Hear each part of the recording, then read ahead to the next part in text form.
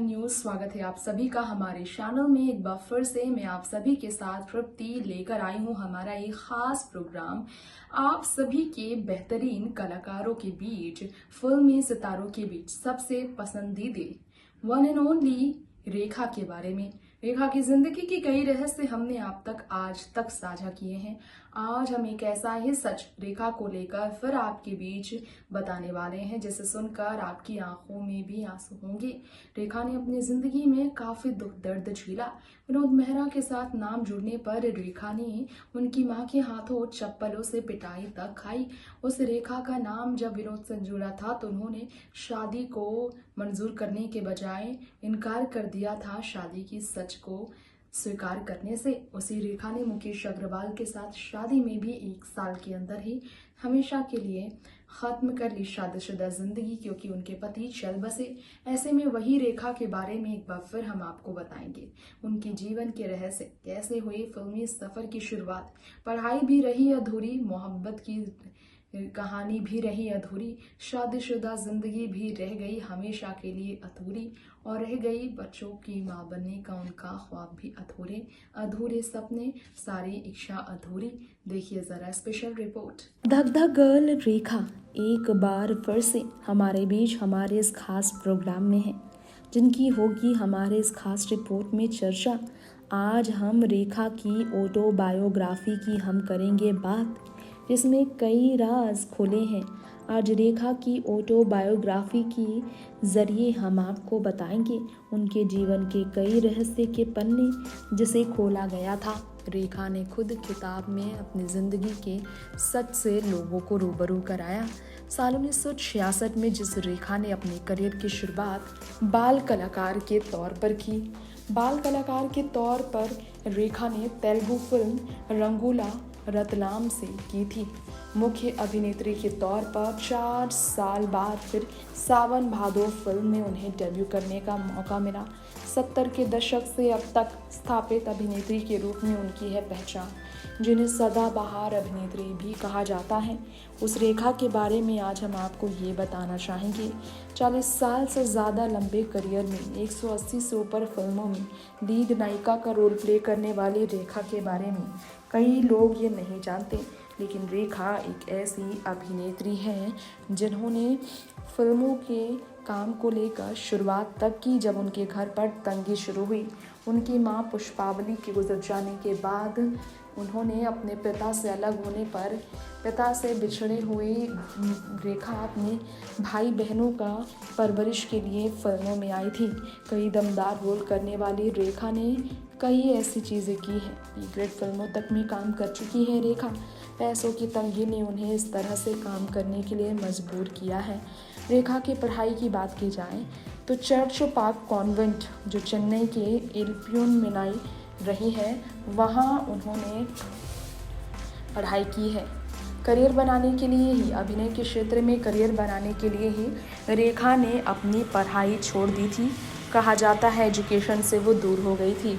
व्यक्तिगत इच्छा तो नहीं थी उनकी पढ़ाई छोड़ने की, बॉलीवुड में आने की, लेकिन आर्थिक समस्या ने उन्हें मजबूर किया ये कदम उठाने को। अब शादी की बात की जाए, साल 1990 में दिल्ली के एक जाने माने कारोबारी मुकेश अग्रवाल से रेखा ने शादी की थी।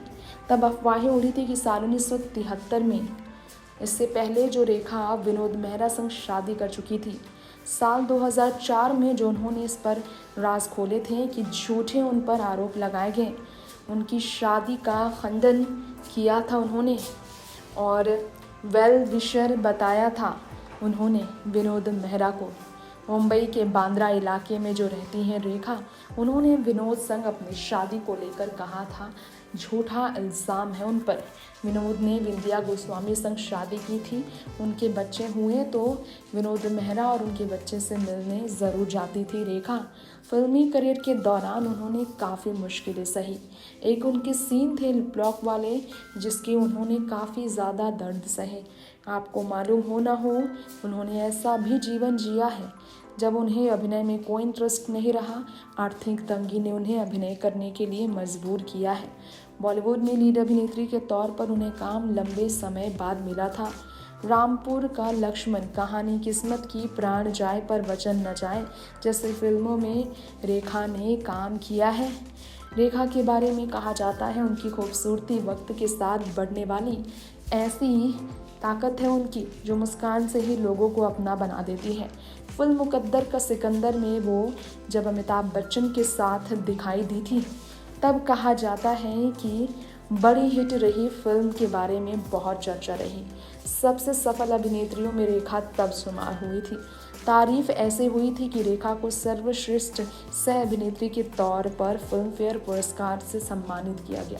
रेखा ने फिल्मी सफर के दौरान अमिताभ बच्चन का गुस्सा भी झेला। एक बार अमिताभ रेखा पर भड़क उठे थे और रेखा उनसे इतना नाराज हुई कि काम करने के लिए तैयार ही नहीं थी। फिल्म सिलसिला के लिए यश चोपड़ा ने दोनों को मनाया था और ये फिल्म भी आखिरी फिल्म बन गई थी उनके लिए। एक बार तो अमिताभ बच्चन ने जब रेखा के प्यार के बारे में बात करने से नज़रअंदाज किया तो रेखा को अमिताभ ने एक अंगूठी दी थी जिसे रेखा ने उन्हें लौटा दिया था। इस तरह की भी बातें सामने आई थी।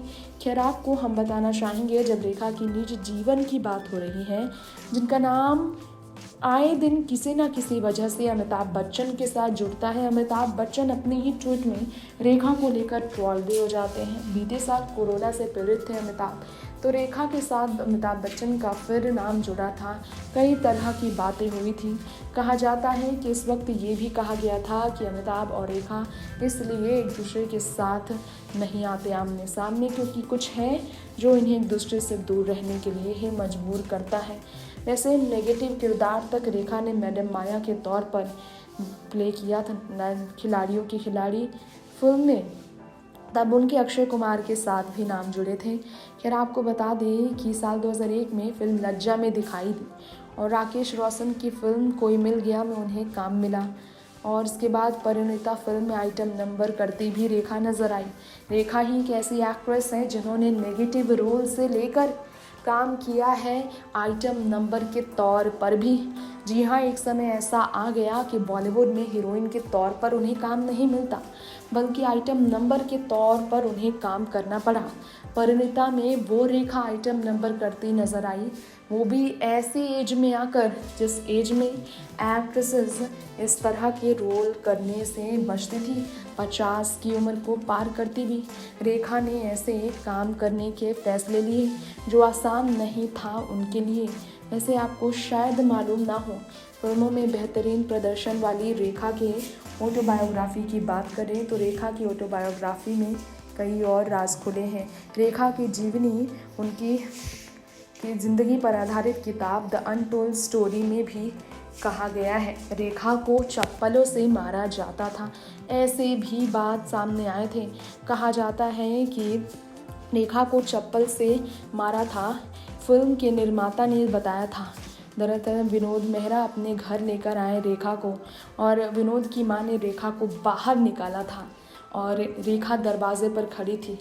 भला बुरा कह रही थी विनोद की मां उनसे और विनोद ने मामला संभालने की पूरी कोशिश की लेकिन रेखा की सास उन्हें नहीं मानी। अब ये सच में इन दोनों की शादी हुई थी या फिर सिर्फ और सिर्फ ये झूठ है, ये तो रेखा ही बेहतर जान सकती है क्योंकि मुकेश अग्रवाल से शादी से पहले भी रेखा सिंदूर लगाती थी। तब विनोद और रेखा का नाम ज़्यादा चर्चा में रहता था।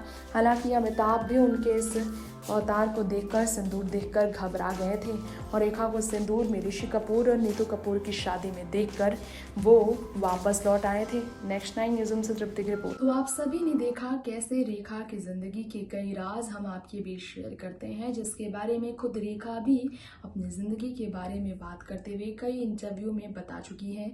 अब वक्त हो चला है आपसे यही विदा लेने का। फिर लौटेंगे ऐसी ही फिल्मी दुनिया की कहानी पेश करने के लिए हमारे चैनल नेक्स्ट 9 न्यूज़ की तरफ से हमारे इस शो के अगले एपिसोड के साथ। तब तक के लिए ऐसे ही देखते रहें आप नेक्स्ट 9 न्यूज़ और मुझे दीजिए इजाजत। नमस्कार।